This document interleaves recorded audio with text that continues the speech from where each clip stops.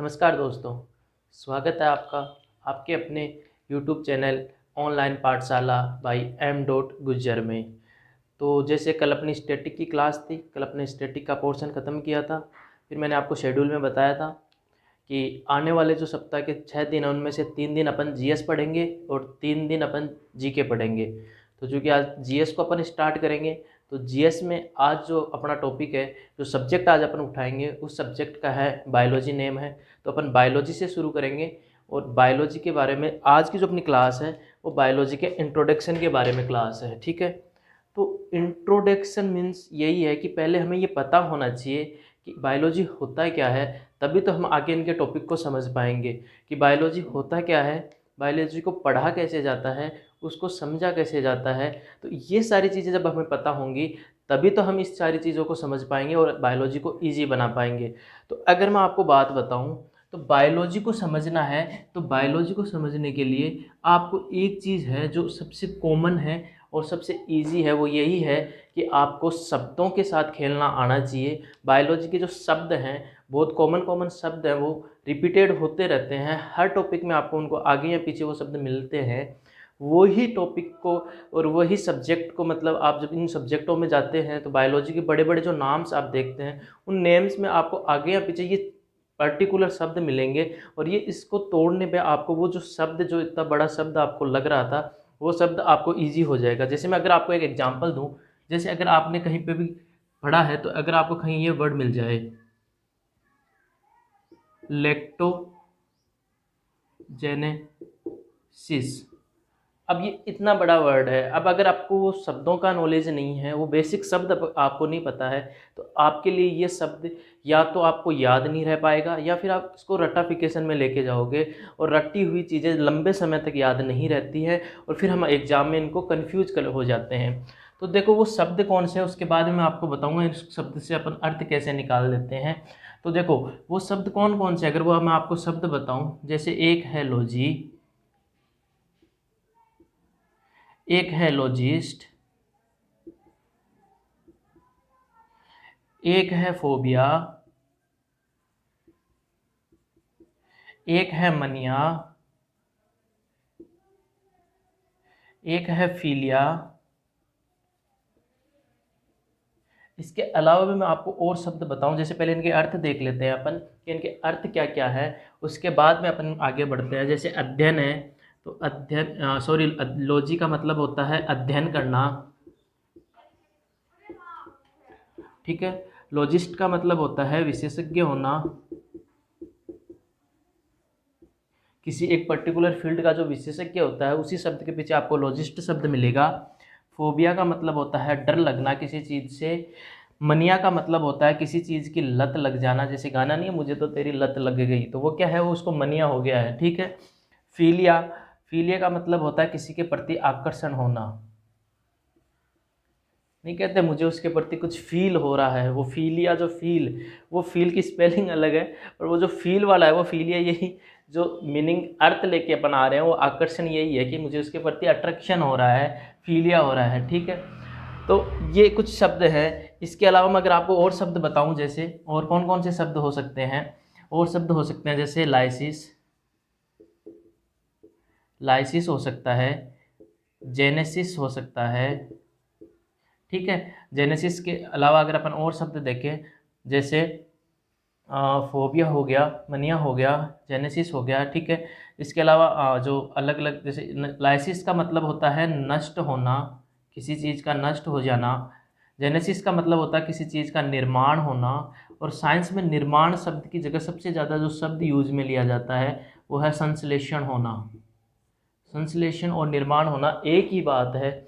इसके अलावा अपन और शब्द देखते हैं, जैसे जैसे लेक्टो होता है, लेक्टो शब्द पर्टिकुलर दूध के लिए यूज में लेती है साइंस।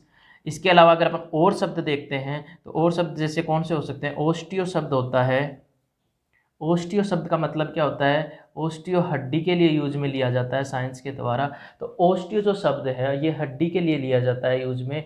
इसके अलावा और भी शब्द हैं, जैसे एनेसेफेलोन है। एनेसेफेलोन किसके लिए लिया जाता है? मस्तिष्क के लिए यूज में लिया जाता है। इसके अलावा मांसपेशी के लिए माइको यूज में लिया जाता है। तो अपन जैसे जैसे टॉपिक को आगे पढ़ेंगे उसके हिसाब से उन शब्दों को मैं आपको साथ में साथ बताता जाऊँगा। हर टॉपिक जो स्टार्ट करेंगे उस टॉपिक के नाम के लिए साइंस कौन सा वर्ड यूज में ले रही है वो मैं आपको बताता चले जाऊंगा, और फिर अपन देखेंगे उस शब्द से कितने सारे शब्द बनते हैं। जैसे अब मैंने एक शब्द लिखा था लेक्टोजेनेसिस। अब अगर आपने ये सारे शब्द गौर से सुने हैं तो आपको ये शब्द अब बहुत ईजी हो गया होगा आपके लिए। लेक्टोजेनेसिस कैसे ईजी हो गया मैं बता देता हूँ अभी। पहले आपको ये लग रहा था पता नहीं कितना बड़ा शब्द है, कैसे याद रह पाएगा, लेकिन अब हमें पता है ये दो शब्द हो चुके हैं। लेक्टो का मतलब हमें पता है दूध, और जेनेसिस का मतलब पता है हमें निर्माण होना या संश्लेषण होना, यानी जहाँ दूध का निर्माण हो रहा है, जिससे दूध का निर्माण हो रहा है उस प्रोसेस को हम क्या कहते हैं? लेक्टोजेनेसिस प्रोसेस कहते हैं। यानी जेनेसिस बता रहा है निर्माण होना, लेक्टो बता रहा है दूध का पर्टिकुलर शब्द बता रहा है। तो अब ये शब्द कितना इजी बन गया अपने लिए। ऐसे ही अगर इन बेसिक शब्दों का अपने पास नॉलेज होगा तो अपने लिए वो शब्द क्या हो जाएंगे? ईजी हो जाएंगे। जैसे अपन मैथ्स में नहीं करते, मैथ्स में अपन नंबर्स के साथ खेलते हैं, वैसे ही बायोलॉजी के अंदर हमें शब्दों के साथ खेलना है। और जैसे ही हम शब्दों के साथ खेलना शुरू कर देंगे तो बायोलॉजी हमारे लिए इतना टफ सब्जेक्ट नहीं रह जाएगा। जैसे मैथ इजी हो जाएगी वैसे ही बायोलॉजी भी इजी हो जाएगी। चलो कुछ और शब्द अपन देख लेते हैं। और कौन कौन से ऐसे शब्द हैं जो हमें बायोलॉजी में परेशान कर सकते हैं, जो हमें याद होने चाहिए। जैसे तो आपको एक तो इस बायोलॉजी शब्द से को भी आप देख के समझ गए होंगे कैसे। जैसे बायोलॉजी भी तो दो शब्दों से मिलकर बना है, एक शब्द है बायो, एक शब्द है लॉजी। इन दो शब्दों से मिलकर ही तो बायोलॉजी बना है। तो बायो का मतलब होता है जीव, और लॉजी का मतलब हमें पता है अध्ययन करना।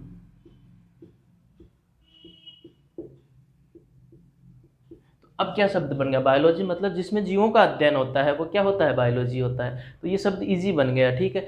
अब हमें बायोलॉजी यूँ इजी लगता है कि हाँ बायोलॉजी शब्द हमने कई बार सुना है, सब्जेक्ट भी होता है, तो उस हिसाब से हमें लगता है कि यार इजी शब्द है। लेकिन जब ये इनसे रिलेटेड और शब्द आते हैं, जैसे इलेक्ट्रोजेनेसिस आपको परेशान कर सकता है। इसके अलावा अगर आपको ऐसे आ जाए शब्द, क्या शब्द आ जाए? अगर आपके साथ शब्द आ जाए मायोलेसिस शब्द आ जाए, जैसे आपके शब्द ने ये लिख दिया जाए शब्द माइकोलेसिस। अब आपसे पूछ लिए इसका मतलब क्या होता है, तो अब आपको ये शब्द पता होगा तभी तो आप बता पाओगे कि इसका मतलब क्या होता है। तो माइको हमें पता है मांसपेशियों के लिए यूज में लिया जाता है, और लेसिस का मतलब हमें पता है ये चीज़ क्या हो रही है? नष्ट हो रही है। यानी जहाँ जैसे मांसपेशियाँ नष्ट होनी शुरू होती है उस प्रोसेस को हम क्या कह देते हैं? माइकोलेसिस प्रोसेस कह देते हैं। तो ये कुछ बातें हैं, ऐसे छोटे छोटे शब्द हैं जो ये बेसिक शब्द हैं, जो हर शब्द के आगे या पीछे हमें शब्द हमें मिलते हैं और शब्द को बड़ा बनाते हैं। और फिर बाद में अगर हमें इन चीज़ की नॉलेज नहीं होती है तो ये शब्द ही हमें कंफ्यूज कर देते हैं, और फिर हमें लगता है बायोलॉजी तो बहुत ही टफ सब्जेक्ट है, इसे तो रट ही सकते हैं, समझ नहीं सकते। ऐसा कुछ भी नहीं है, इसको समझा भी जा सकता है और इसको समझ के और आसान भी बनाया जा सकता है, इजी वे में भी इसको लिया जा सकता है। जैसे अब देखो कुछ और कौन कौन से शब्द हैं। जैसे अपन देखो अपने डेली लाइफ में अगर आप कहीं रहते हो, रूम वूम लेके रहते हो, तो आपने दूध का पैकेट तो ख़रीदा ही होगा, ठीक है। तो दूध के पैकेट पे आपने देखा होगा, दूध के पैकेट के ऊपर लिखा हुआ होता है फोर्टिफाइड मिल्क, फोर्टिफाइड मिल्क। अगर आपने देखा हो, जैसे सर्च का आप पैकेट लाते हो, अब मैंने सर्च का नाम लिया, इसका मतलब ये नहीं है कि सर्च मेरे को कोई पैसे दे रहा है उसकी पब्लिसिटी करने के लिए, ऐसा कुछ नहीं है। दूध का आप कोई भी पैकेट ले आओ, सर्च का ले आओ, अमूल का ले आओ, जो मर्जी पड़े उसका ले आओ, उसके ऊपर आपको ये शब्द ज़रूर मिलेगा। आज तक तो आपने नहीं देखा, कोई बात नहीं, बट अब जब आज लेके आओ या फिर कल लेके आओ तो उसके पैकेट के ऊपर देखना, आपको ये शब्द ज़रूर मिलेगा। इस शब्द का मतलब क्या होता है? देखो इस शब्द का मतलब होता है क्या कि एक प्रोसेस होती है, उस प्रोसेस को कहते हैं फोर्टिफिकेशन। फोर्टिफिकेशन प्रोसेस होती है एक, उस प्रोसेस में क्या कहते हैं? उस प्रोसेस में ये कहते हैं कि कोई भी वस्तु है उसके अंदर जो उसके नेचुरल पोषक तत्व हैं, जो भी उसके नेचुरल पोषक तत्व हैं, जो भी उसके नेचुरल पोषक तत्व उसमें प्रेजेंट है वो तो उसमें है ही, उसके अलावा भी हम उसमें कुछ एक्स्ट्रा न्यूट्रिशन ऐड कर रहे हैं, एक्स्ट्रा उसमें पोषक तत्व मिला रहे हैं आपकी हेल्थ के लिए, तो वो प्रोसेस क्या हो जाती है, वो प्रोसेस तो हो जाती है फोर्टिफिकेशन। और जो ये प्रोसेस जिसके साथ की गई है उससे नाम के साथ आगे लग जाता है फोर्टिफाइड।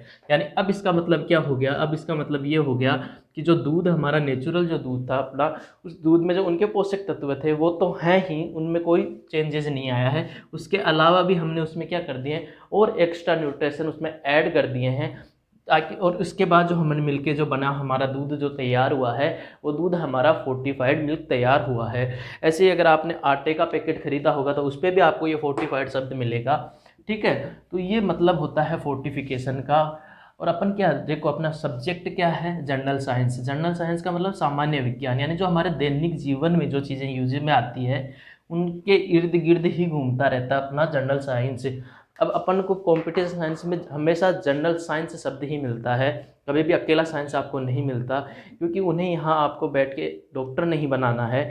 डॉक्टर बनाना होता तो आप नीट कर लो ना, यहाँ थोड़े ना रखता आपको। तो आपको वो ये आपकी दिमाग में वो चीज़ चेक करता है कि आप डेली लाइफ के जो रूटीन है उसमें आपका जो साइंस का रोल है उस पर आप कितना गौर कर पाते हो, बस वो ही चीज़ कंपटीशन साइंस में चेक की जाती है।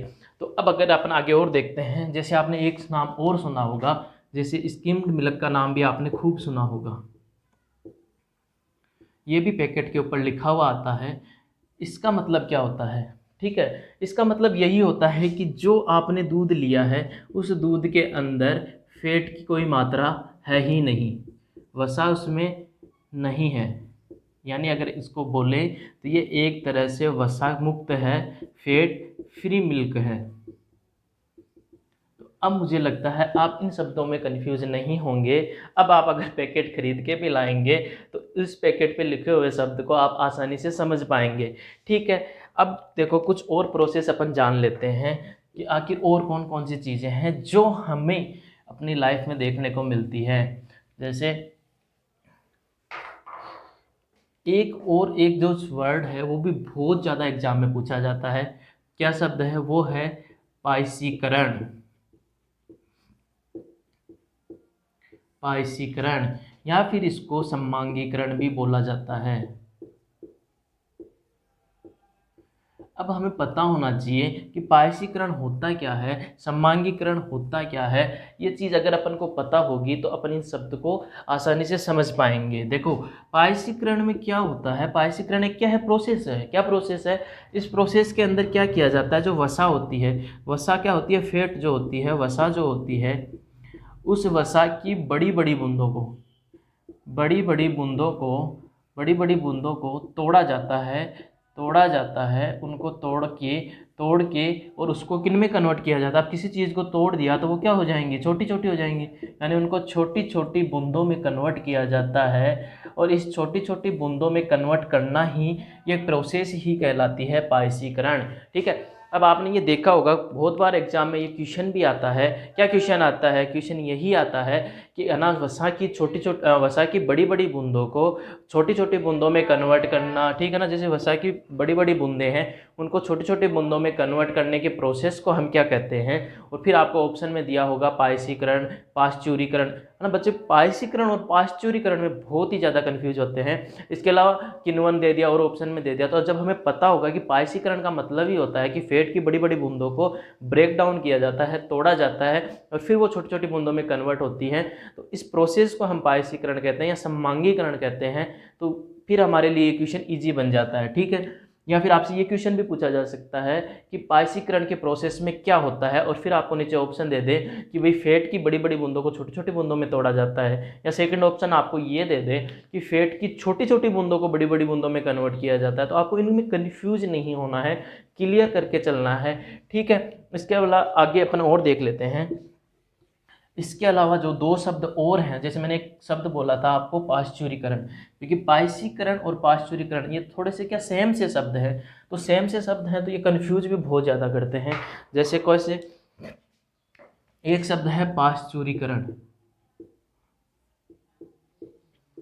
अब पायसीकरण तो आपको समझ में आ गया होगा कि पायसीकरण क्या होता है। अब अपन देख लेते हैं पाश्चुरीकरण क्या होता है। तो पाश्चुरीकरण में क्या होता है, इसमें अपन जो दूध है अपना उसको रोगाणु रहित बनाया जाता है। इस प्रोसेस में क्या किया जाता है, दूध को रोगाणु रहित बनाया जाता है। रोगाणु रहित बनाने की जो प्रोसेस होती है, उस प्रोसेस को हम क्या कहते हैं, उस प्रोसेस को हम पाश्चुरीकरण कहते हैं। जबकि पायसीकरण में क्या हो रहा था, पायसीकरण में फैट की बड़ी बड़ी जो बूंदें थी उनको हम ब्रेक डाउन करके छोटी छोटी बूंदों में कन्वर्ट कर रहे थे, वो होता है पायसीकरण। और पाश्चुरीकरण में हम दूध को रोगाणु रहित बनाते हैं। इसके भी दो मेथड हैं। एक तो ट्रेडिशन मेथड है जो पहले से चला हुआ आ रहा है,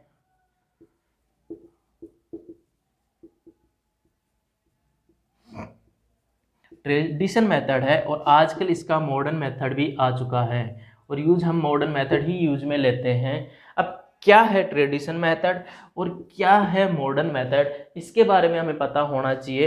तो मैं अगर आपको ट्रेडिशन मेथड बताऊं तो हमें क्या करना है, हमें दूध को रोगाणु रहित बनाना है। कैसे बनाना है, रोगाणु रहित बनाना है। तो हम क्या करेंगे, दूध को एक टेम्परेचर पे गर्म करेंगे। वो टेम्परेचर आपको याद रहना है, कितना है, 60 डिग्री सेंटीग्रेड। अब गर्म कर रहे हैं तो कितनी देर उसको गर्म करें। ये तो है नहीं कि भाई सुबह चढ़ा है शाम तक चलने दिया और रोगाणु रहित बना लिया, ऐसा नहीं करना है। हमें करना है इसे 30 मिनट तक गर्म करना है। अगर सुबह से लेके शाम तक भी आपने चढ़ा के छोड़ दिया तो वो पतीला बचेगा, बाकी उसमें कुछ नहीं मिलेगा और वो भी खराब हो जाएगा। ठीक है, तो आपको क्या करना है, 30 मिनट तक 60 डिग्री टेम्परेचर के ऊपर 30 मिनट तक उसको गर्म करना है। जब ये इतना 30 मिनट टाइम कंप्लीट हो जाए, उसके तुरंत बाद बिना किसी का इंतज़ार किए और तुरंत बाद 0 से 4 डिग्री सेंटीग्रेड टेम्परेचर पर उसको क्या कर देना है, ठंडा कर देना है। और यही प्रोसेस क्या होती है, ट्रेडिशन मेथड होता है। अब चूंकि इस मेथड में आपने एक चीज़ देखी होगी, इस मेथड के अंदर 30 मिनट हमें चाहिए उसको गर्म करने के लिए। अब आजकल सब कुछ फास्ट हो रहा है, बुलेट ट्रेन भी आ रही है, तो इतने सब कुछ जब फास्ट काम हो रहा है तो 30 मिनट तक कौन वेट करे दूध को गर्म करने के लिए। तो इसके लिए हमें मॉडर्न मेथड दिया गया है कि आप एक काम करो, अब आप अपना टेम्परेचर अब बचाओ, आपको टाइम बचाना है तो सीधी सी बात है, टेम्परेचर को आपको इंक्रीज करना पड़ेगा। ऐसे तो हो नहीं सकता कि किसी एक चीज़ को कम करे और दूसरी चीज़ में कोई फर्क ही नहीं पड़े। यहाँ खेल सारा दो चीज़ पे चल रहा है, एक टेम्परेचर पे चल रहा है, एक समय पे चल रहा है। तो अगर आपको समय कम करना है तो आपको टेम्परेचर बढ़ाना पड़ेगा। तो अब कितना बढ़ाएं कि हमें जो हमारा टाइम सेव हो जाए। तो इसमें इन्होंने बताया कि आपको 70 डिग्री टेम्परेचर पे गर्म करना है, यानी आपने 10 डिग्री टेम्परेचर को इंक्रीज कर दिया है। और अब आपको सिर्फ और सिर्फ 20 सेकंड, यहाँ सेकंड है, ये चीज़ देखना, यहाँ पे सेकंड है, यहाँ पे मिनट है। तो अब आपको 70 डिग्री सेंटीग्रेड पे सिर्फ और सिर्फ 20 सेकंड इसको गर्म करना है। और उसके बाद तो वही प्रोसेस बिना वेट किए, बिना इंतज़ार किए 0 से 4 डिग्री पे इसको क्या कर दो, ठंडा कर दो। ये आपका क्या हो गया, मॉडर्न मेथड हो गया। अच्छा, इसके अलावा एक मेथड और है, वो और मैं आपको बता देता हूँ, जिसका नाम तो आपने भी खूब बार सुना होगा। कौन सा है वो, किण्वन, आपने नाम सुना होगा। किण्वन होता क्या है, एक आता है किण्वन। किण्वन को अगर मैं आपको एक बेसिक सा बोलूं बिना साइंस के टर्म में, तो यही होता है किसी चीज़ का सड़ जाना। सड़ जाना, अब कोई भी चीज़ सड़ रही, सड़ना मीन्स आप नेगेटिव मत लेना इस चीज़ को कि भाई कोई चीज़ सड़ गई मतलब ख़राब होगी, ऐसा नहीं होता। जैसे दूध का दही बन रहा है तो दूध क्या कर रहा है, सड़ ही रहा है। कैसे सड़ रहा है वो अगर मैं आपको बताऊं तो वो ऐसे है कि किण्वन की प्रोसेस में क्या होता है, शर्करा जो होती है, शर्करा जिसको क्या बोलते हैं, शुगर बोलते हैं, क्योंकि शुगर हर में प्रेजेंट होती है, दूध में भी शुगर प्रेजेंट होती है, जिसको आप क्या कहते हो, लेक्टो शुगर जो आप बोलते हो। लेक्टो वर्ड से आप समझ गए होंगे ना, लेक्टो किसके लिए, दूध के लिए, शुगर की बात हो रही है तो लेक्टो शुगर बोल दिया उसको। ठीक है, तो इसमें क्या होता है, शर्करा चेंज होती है, किसके अंदर चेंज होती है, शर्करा जाके चेंज हो जाती है अम्ल में, अम्ल में यानी एसिड में चेंज हो जाती है। ठीक है, शर्करा कन्वर्ट हो रही है, एसिड में कन्वर्ट हो रही है, तो अपने आप तो होगी नहीं, किसी ना किसी की प्रेजेंट में होगी, बिल्कुल। और किसकी प्रेजेंट में होगी, सूक्ष्म जीवों की प्रेजेंट में होगी।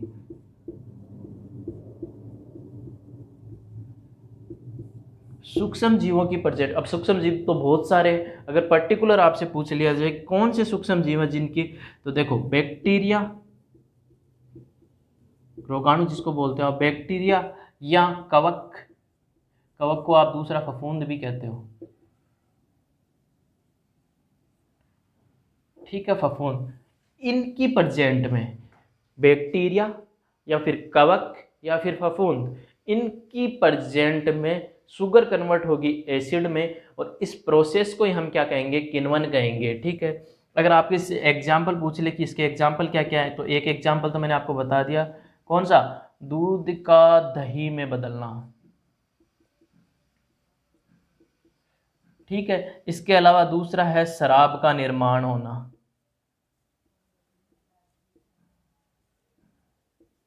जो लिटिल लिटिल पैक लगाते हैं ना, वो देखते हैं हाँ हम तो लिटिल लिटिल एनर्जी ले रहे हैं, अंदर के रोगों को ख़त्म कर रहे हैं। तो जो शराब बनी है ना, वो सड़ के ही बनी है, अंगूरों को जो सड़ा के बनाया जाता है वही शराब बनती है, ठीक है।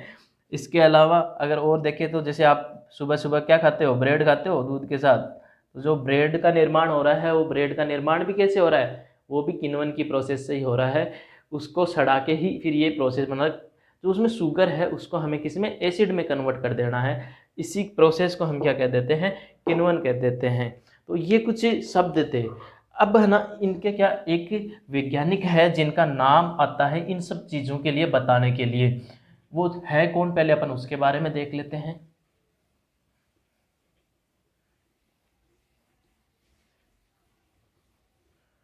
वो है कौन कौन, देखो, एक जो नाम आता है वो आता है लुईस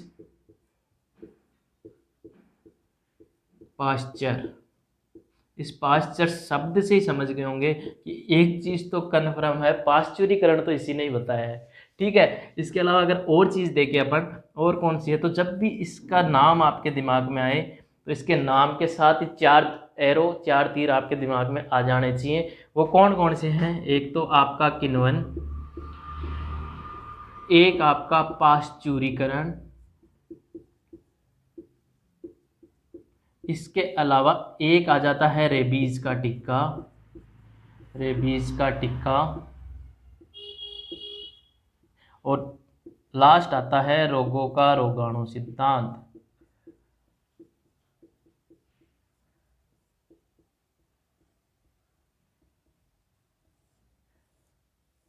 ठीक है, ये 4 चीज़ें लुईस पाश्चर का दिमाग में नाम आते हैं, ये 4 चीज़ें आ जानी चाहिए। अब इनको याद कैसे रखें, कंफ्यूज हो गए तो फिर क्या करेंगे, तो कंफ्यूज होना ही नहीं है, पहली बात तो कंफ्यूज होंगे ही नहीं, पढ़ेंगे नहीं तो होंगे ही नहीं। दूसरा, अगर नहीं होना है, बचना है इस चीज़ से, तो देखो किण्वन हमें पता क्या हो रहा है, किण्वन में बैक्टीरिया की प्रेजेंट में ही शुगर कन्वर्ट हो रही है एसिड में, ठीक है। इसके अलावा पाश्चुरीकरण में भी हम क्या कर रहे हैं, दूधों को रोगों से बचा, रोगाणु से बचा रहे हैं, रोगाणु से रहित कर रहे हैं उसको। तो दोनों ही चीज़ में यूज किसका आ रहा है, रोगाणु का यूज हो रहा है। तो रोगाणु का जो रोगाणु सिद्धांत है वो कौन देगा, लुईस पाश्चर देगा, क्योंकि जब उसको रोगाणुओं के बारे में नॉलेज होगी तभी तो वो बता पाएगा ना पाश्चुरीकरण में करना क्या है। तो ये 3 चीज़ें तो आसानी से याद हो गई। 5 जो चौथी चीज़ है रेबीज का टीका, तो ये आपको याद रखना पड़ेगा, इसका तो मैं भी क्या करूँ, कुछ चीज़ें तो याद रखनी पड़ेगी ना, ठीक है। तो ये कुछ बातें थी, कुछ शब्द थे जो साइंस में हमें बहुत कंफ्यूज करते हैं, और ये क्वेश्चन आपको रिपीटेड मिल भी जाते हैं। इन प्रोसेस पे ही पूछ लेते हैं बहुत से क्वेश्चन, नॉर्मल जो छोटी मोटी एग्जाम होती है उनमें तो ये आ ही जाते हैं, जैसे एमटीएस जैसा पेपर होता है उसमें तो ये पूछ भी लेते हैं कि पाश्चुरीकरण क्या होता है, उसमें क्या किया जाता है, मॉडर्न मेथड में पाश्चुरीकरण का टेम्परेचर कितना होता है, तो ये छोटे छोटे क्वेश्चन पूछ लिए जाते हैं, ठीक है। अब अगर बात करें अपन बायोलॉजी की, सब्जेक्ट की तरफ चलते हैं अपन, तो देखो बायोलॉजी का मतलब तो हमें पता आ गया कि जीवों का अध्ययन हमें करना है इसके अंदर, ठीक है। तो सबसे पहले तो ये आता है कि बायोलॉजी के जनक किसको कहते हैं, इनके फादर कौन हैं या फिर जनक कौन है, सबसे पहला क्वेश्चन तो यही बन जाता है। बेसिक से चलेंगे अपन, बेसिक टू एडवांस की ओर बढ़ेंगे तो सबसे बेसिक क्वेश्चन यही बन जाता है कि बायोलॉजी के जनक कौन है, और ये हमें आंसर आज के बाद कभी भी दिमाग से आउट नहीं होना चाहिए कि वो है अरस्तु। अरस्तु ने ही सबसे पहले बायोलॉजी के बारे में बताया था, ठीक है, तो इसको इनके जनक कहा जाता है, ठीक है। बायोलॉजी के अंदर अपन 2 चीज़ें पढ़ते हैं, 2 चीज़ें कौन कौन सी पढ़ते हैं, अगर वो मैं आपको बताऊं तो फर्स्ट वन जो चीज़ आती है, वो पहली चीज़ हम यही आती है, हम एनिमल्स के बारे में पढ़ते हैं, जानवरों के बारे में पढ़ते हैं, और दूसरा जो हम पढ़ते हैं वो हम प्लांट्स के बारे में पढ़ते हैं। एक जीवों का अध्ययन, एक पौधों का अध्ययन हम इसमें करते हैं, ये इनकी 2 ब्रांच होती है। तो जो जहाँ एनिमल्स का अध्ययन हो रहा है उसको हम कहते हैं जूलॉजी, अब ये सब तो बड़े इजी होते जा रहे हैं आपके लिए। और जहाँ प्लांट्स का अध्ययन होता है उसको हम कहते हैं बॉटनी। ठीक है, तो बॉटनी में पौधों का अध्ययन किया जाएगा, जूलॉजी में एनिमल्स का अध्ययन किया जाएगा। अब इनके जनक भी आपसे पूछे जा सकते हैं, तो अगर आपको जूलॉजी का जनक पूछ ले, अगर पर्टिकुलर सिर्फ बायोलॉजी लिखा हुआ है तब तो आपको अरस्तु करना है। अब अगर आपको अलग अलग डिवाइड करके अगर जूलॉजी का पूछ ले तो जूलॉजी के तो वही हो जाएंगे फिर से, कौन, अरस्तु, अरस्तु हो जाएंगे। और बॉटनी के अगर आपको जनक पूछ लिए जाएं तो इसके जनक का नाम आपको याद होना चाहिए और वो नाम है थियोफ्रेक्टस, थियोफ्रेक्टस। वैसे अगर आपने देखा होगा तो थियो वर्ड है ना, ये गॉड के लिए भी यूज में लिया जाता है। जैसे अगर पूछ लिया जाए ना स्टडी ऑफ गॉड तो थियोलॉजी वगैरह होता है, तो ऐसा मतलब कि यहाँ इससे उसका कोई रिलेशन नहीं है। थियोफ्रेक्टिस ये थे जो इनको जाना जाता है किसके लिए, बॉटनी के लिए इसको जाना जाता है। तो ये मैंने आपको इसके बायोलॉजी के कुछ जनक बताए हैं। अब जो आज की क्लास में मैंने आपको एक क्या दिया है, एक जनरल आइडिया दिया है कि कैसे हमें बायोलॉजी को पढ़ लेना चाहिए, कौन कौन से ऐसे बेसिक शब्द हैं जो हमारी बायोलॉजी को हमारे लिए इजी बनाते हैं, कैसे हमें शब्दों से खेलना है, वो सारी चीज़ें आपको इजीली धीरे धीरे आप सीखते चले जाएंगे। मेरे साथ जुड़े रहिए आप, ठीक है। अब अपनी कल की क्लास में अपन टॉपिक की ओर बढ़ेंगे, एक कदम आगे बढ़ेंगे। ये तो बेसिक चीज़ें थी, जीरो से अपन ने स्टार्ट किया है, अब अपन थोड़ा आगे की ओर बढ़ेंगे। कल का अपना जो टॉपिक होगा उसमें अपन ये देखेंगे कि इस ब्रह्मांड की उत्पत्ति कैसे हुई है, उसमें फिर जीवों की उत्पत्ति कैसे हुई है और फिर जीवों का विकास कैसे हुआ है, उसको अपन समझेंगे। क्योंकि जब अपन उस चीज़ों को समझ जाएंगे तभी हम आगे जो टॉपिक है अपना कोशिका, उस टॉपिक को समझ पाएंगे, वो टॉपिक अपने लिए ईजी हो जाएगा। पहले हमें ये पता तो होना चाहिए कि जीवों की उत्पत्ति हुई कैसे है और जीवों का विकास कैसे हुआ है। ऐसे नहीं डायरेक्टली कोशिका वाले टॉपिक के ऊपर हेडिंग लगा दूँ कोशिका और शुरू हो जाऊँ, तो ऐसे नहीं करेंगे अपन, जीरो से एडवांस की ओर बढ़ते चलेंगे।